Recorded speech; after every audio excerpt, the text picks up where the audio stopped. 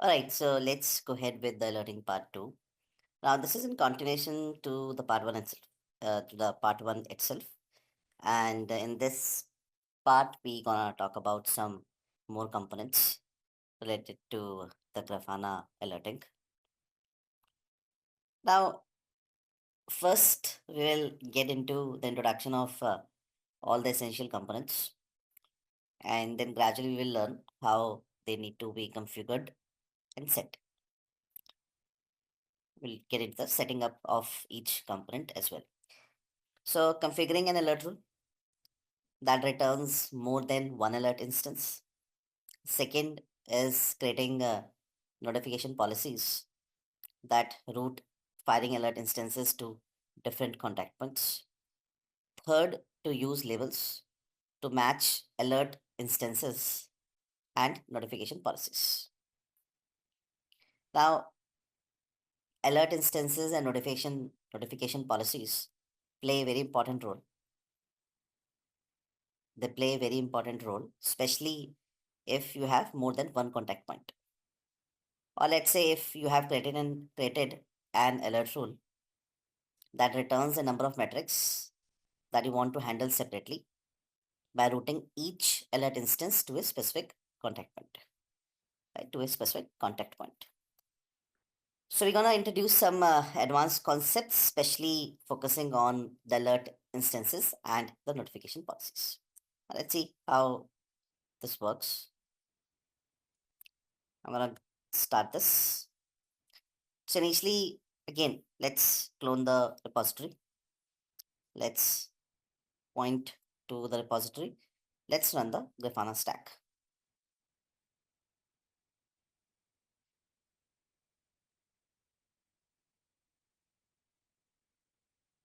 This is gonna pull all the essential resources that we need.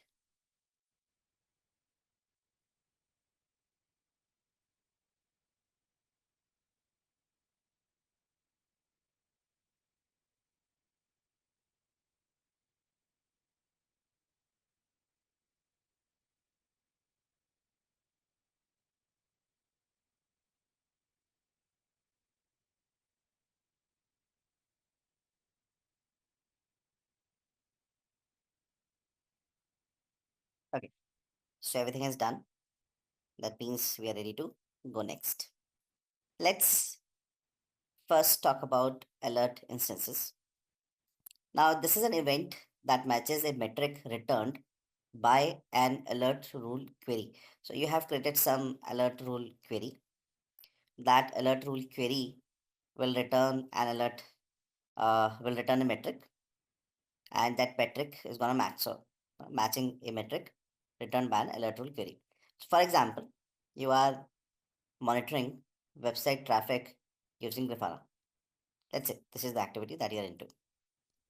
So your alert rule is to trigger an alert or to trigger an alert instance if the number of page views exceed a certain threshold, let's say 1000 views, within a specific time period, let's say 5 minutes. So my alert rule, or what you can call as an alert instance, is that if the number of page views on the website exceeds a certain threshold, like 1000 views, within a specific time period, let's say past 5 minutes. Now, if the query, so this is your query, returns more than one time series, each time series represents a different metric or certain expect being monitored. So that means the alert rule is applied individually to each time series, like something what you can see here. So let's say there's an alert rule that you have created. There's a query. Then let's say there are two different scenarios, the desktop page reviews and the mobile page reviews. So let's say there's a certain number like 1200 and 900. The threshold is checked for 1000 views. So I have 1200 page views for desktop, 900 page views for mobile. So now this desktop page views, they are bypassing the threshold of 1000. So firing alert instance will occur. That means alert instance would be active and the alert notification will be sent to the contact point. That's the overall process that's going to work. In this scenario, each time series is evaluated independently against the alert rule. So if I have multiple time series representing a different metric or certain aspect that is being monitored. So if you're writing a query that has more than one time series, each time series is evaluated independently against the alert rule. Now when this is done, it results in the creation of an alert instance for each time series. So there is one time series that is corresponding to the desktop page views meeting the threshold. The threshold is met. The instance or the alert would be in firing state for which the alert notification is sent. As far as the mobile part is concerned, that will remain normal because the benchmark is not crossed. Right? That's why there are two different time series, one related to desktop, second related to mobile. So what we're gonna do is, second, let's talk about the notification policies. So one was alert instances. Second, let's talk about notification policies.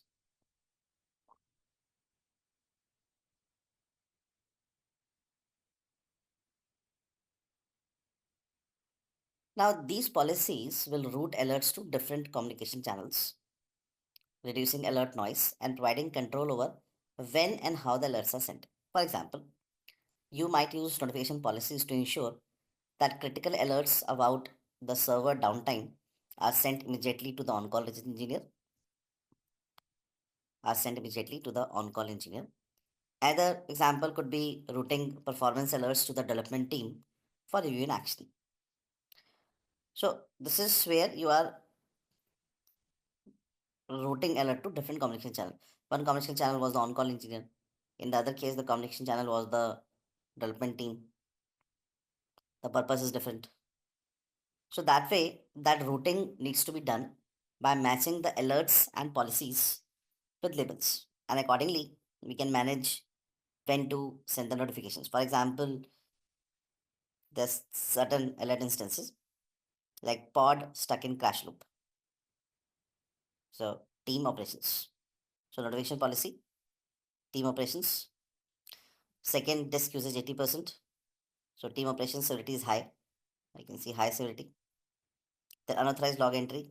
Again, now this is gonna forward to the team security. And configuration, I can see operations mail, securities email. So accordingly, depending upon what is the problem, it is being sent to the right communication channel. So that way, alert instances and notification policies. This is the alert instance, this is the notification policy, and they are matched by labels. Like, for example, label is team operations. For instance, the label team operations matches the alert instance with pod stuck in the crash loop. And the second alert, which is disk usage 80%. And so this is my contact point. It's operations at Grafana or security at Grafana, whatever it is. So this is how we can get into further management.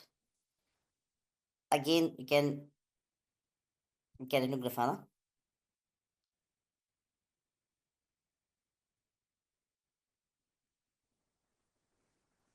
You can again go to alerting and go to notification policies. So you can go to alerting, and with alerting, you will find this notification policies, right? So then you can go to the new child policy, and on the right side, you will see this new child policy.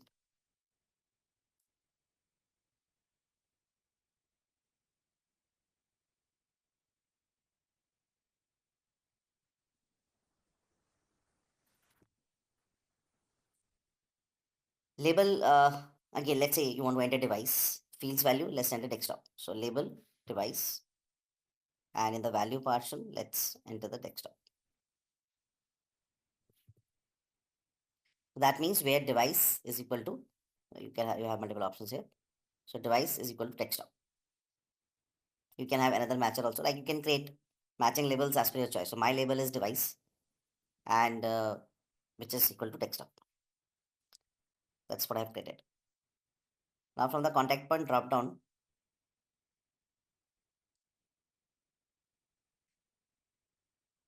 doesn't show me back up again. Hmm.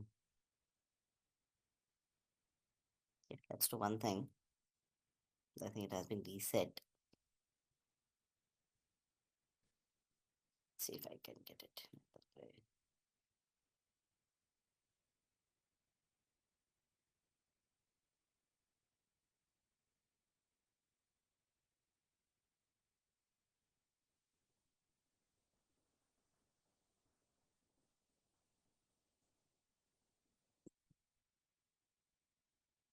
Let's see if it allows us.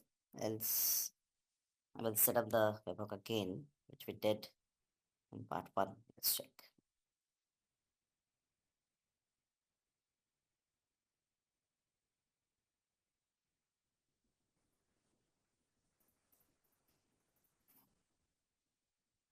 Let's do one thing.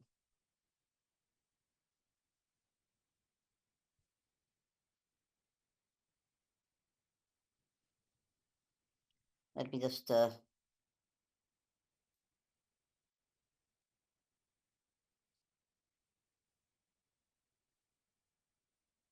bit drawbacks of working with cloud.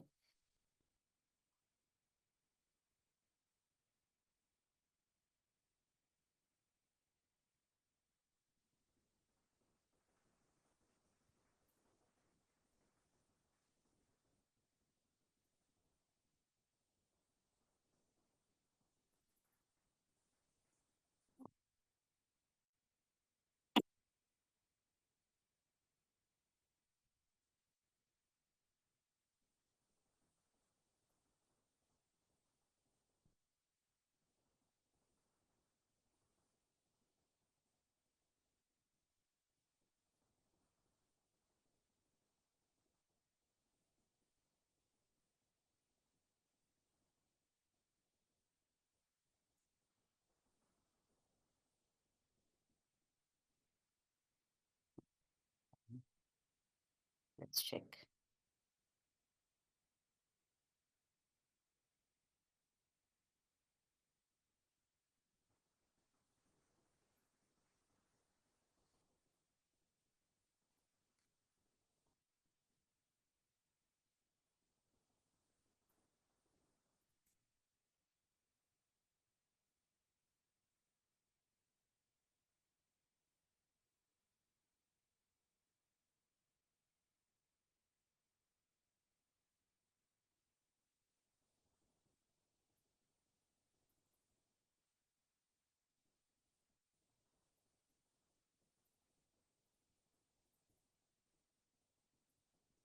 Hmm.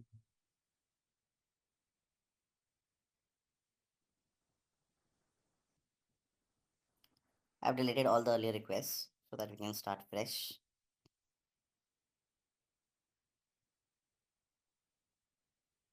And we can get into Grafana.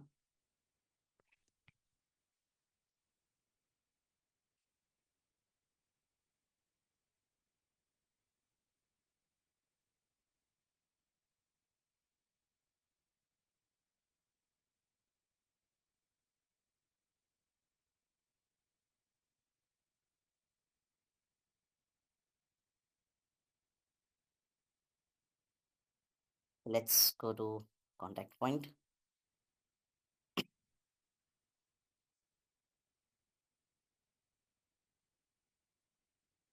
Let's create contact point. Let's call it as webhook. Well, this becomes a nice revision for you as well. Integration. Choose webhook. URL.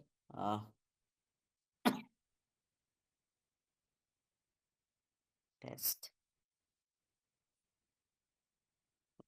That's correct. Let's save the contact point.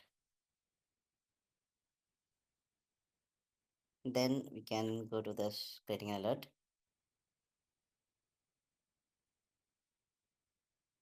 Alert rules. New alert rule. We call it as database metrics. Test.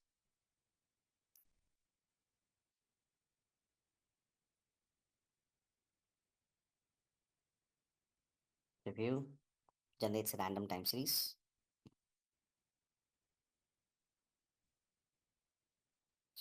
can create a folder.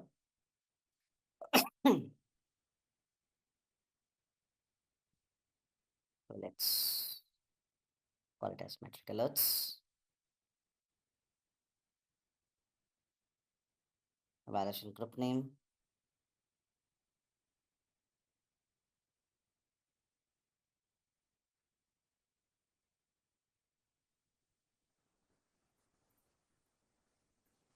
Let's call it as 1 minute evaluation.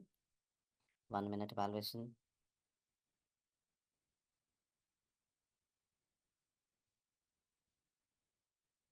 Pending. Let's take it as none.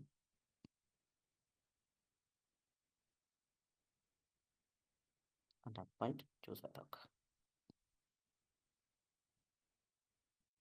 Save rule and exit.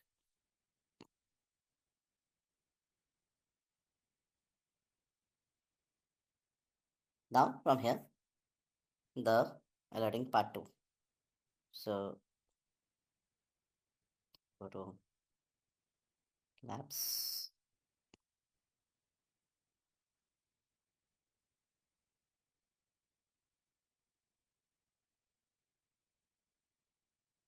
Part 2. It's in continuation with part 1. We can start. Let's repeat the steps. Typically, everything is already running in the environment.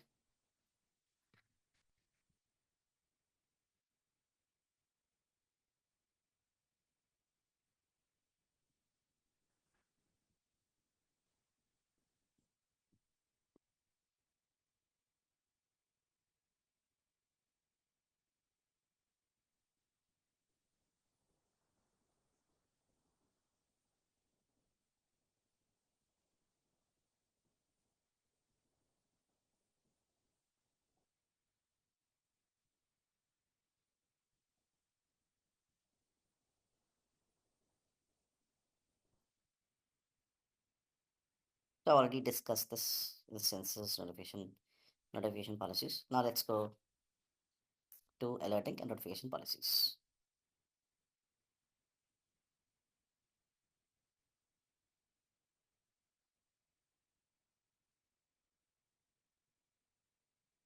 Let's log in again.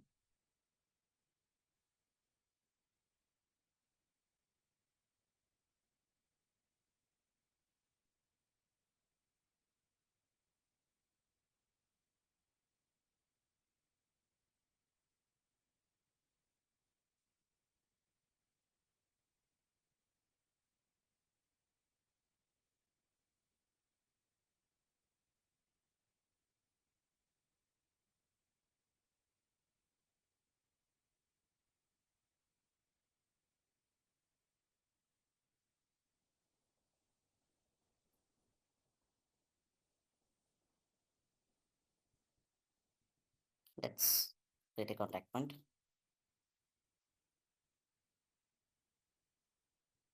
Clear this.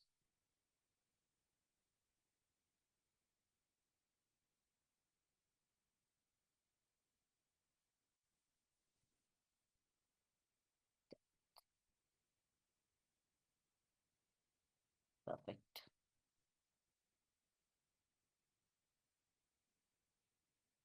Now let's go to home. Notification policies. New child policy. Now we can have the label, which is device input 2.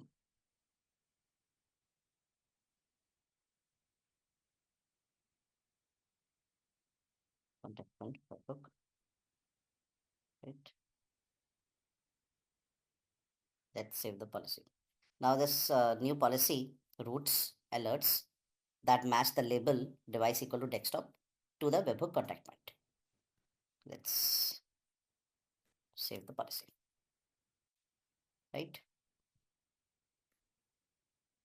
That way I can have another policy like when device is mobile.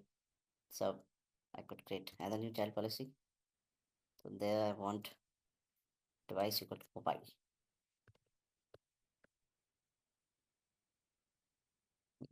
Point webhook.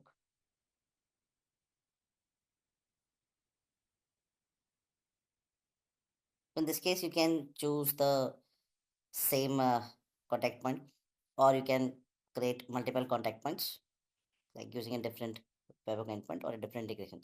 So that choice depends on you. So two policies have been created. Now we need to create an alert rule. So alert rule gonna be that I want to monitor the web traffic page view. So that includes your desktop on one side and the mobile option on the other side. So the objective is to explore what an alert instance is and how we can leverage the individual alert instances by matching or by using label matches and notification policies, the labels that we have created. So again, we're going to create two alert rules. Let's go to alert rules. Let's have the new alert rule here. Let's call it as web traffic. Whatever is your objective, that can become your alert name to be more specific.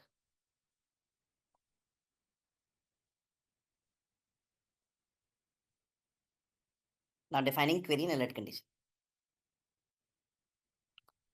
So in this section, I'm gonna use some default options that will help me in defining the query. That is an expression that will help me in checking the condition. And that condition must be met for the alert to be triggered. So we have the test data source also that can create a simulated time series for us. So I'm gonna go to the test data source from the, so I'm gonna go through the connections menu.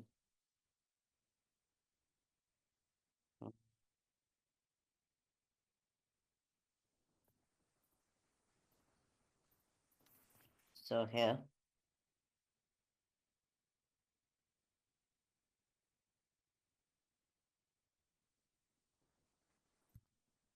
let's have the test data source. From scenario, let's select the CSV content. Like for the timing, the objective was to create a random time series data. Now let's have the CSV content. Let's copy.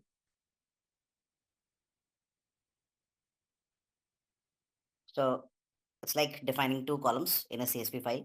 First column name is device, second column name is views. So device, I have two options, the desktop and the mobile. Views, then 1209. Let's say these are my actual views. So this is like creating a data source that shall return me multiple time series. Each time series leading to the creation of an alert instance. Now in the alert condition, so there's a the alert. Now you can see this alert condition section. This is your alert condition. When and let's say 1000 the threshold value. So I'm gonna keep last as the value for the user function when. So when last, and I'm gonna put this threshold to 1000, right? So that means if the views go above 1000, I want the alert rule to be triggered. Then preview alert rule condition. I can see for desktop the alert is firing. For mobile it is normal because the benchmark of 1000 has not been passed. That means the things are going in right order. So for desktop there is a firing state, for mobile it's a normal state, right? So that means whatever you are trying to do is going in right direction. Again, I can create a new folder here, evaluation folder. Let's say this is web traffic alerts, something which connects to your objective. Now I'm going to set the evaluation behavior. The objective, the ideology is very simple. If the alert condition is met, then good, it is in firing state. If the alert condition is not met, then it is in the normal state. Similarly, when the condition is breached for longer than the pending period, so like we are taking 0, that means 0 means that we want to trigger the alert rule on immediate basis. So when the condition is breached, the alert instance's state switches back to alerting, which means that the alert rule state is firing and a notification is sent. So to set up the evaluation behavior, again, let's say we're gonna create a 1 minute evaluation. Name is your choice. Evaluation interval. We can choose 1 minute, right? That means how often the alert will be evaluated. So I want to evaluate it after 1 minute. Pending period to 0. That means I want the alert rule to fire the moment the condition is met. I don't want any pendency. So let's take pending period to none. Then let's configure a couple of notifications. Now this is where you have to decide how you want to route your alert instances. Now our objective is to route by notification policy. So we need to ensure that the labels match the alert instance. So I'm gonna choose an option here, which is using the notification policy. Mm,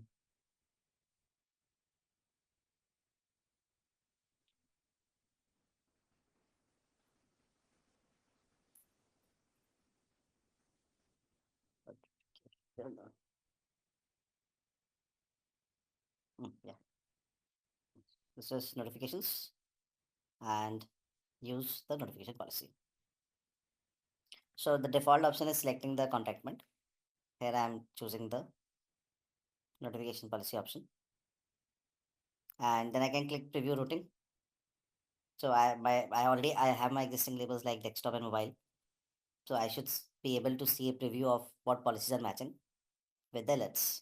Now there should be two separate alert instances because we have two separate labels. One is the desktop and second is the mobile. So let's see. Preview routing. You see this? Deliver to webhook, deliver to deliver to webhook. Notification policy. It give you details like alert name, the Grafana folder name, and so on.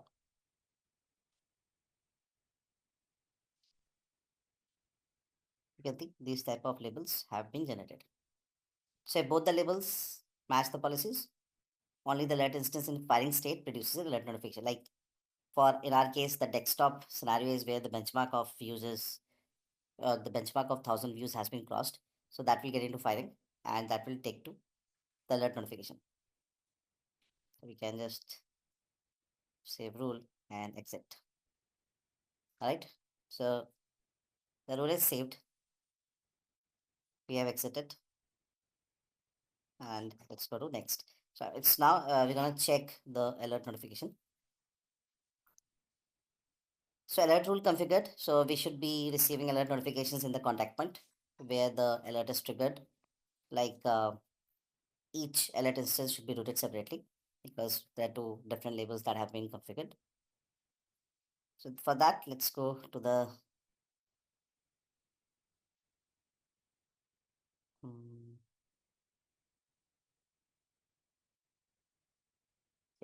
where's my webbook? I can see this status firing, alerts, alert name web traffic. I can see it shows you the device desktop. It doesn't shows you the device mobile because for mobile the views have not been crossed, right? So you can see the alert notification details is corresponding to the website views from the desktop, not the mobile, because in the mobile the benchmark was not crossed. So now you can play around. So you can go back, you can let's say change the figure from mobile also and then see how the alert point changes. So in this section, you have learned how we can route individual alert instances with the help of labels. Now, there are a lot of things that we can still work out in alerting, but for this, but for this section, thank you for watching.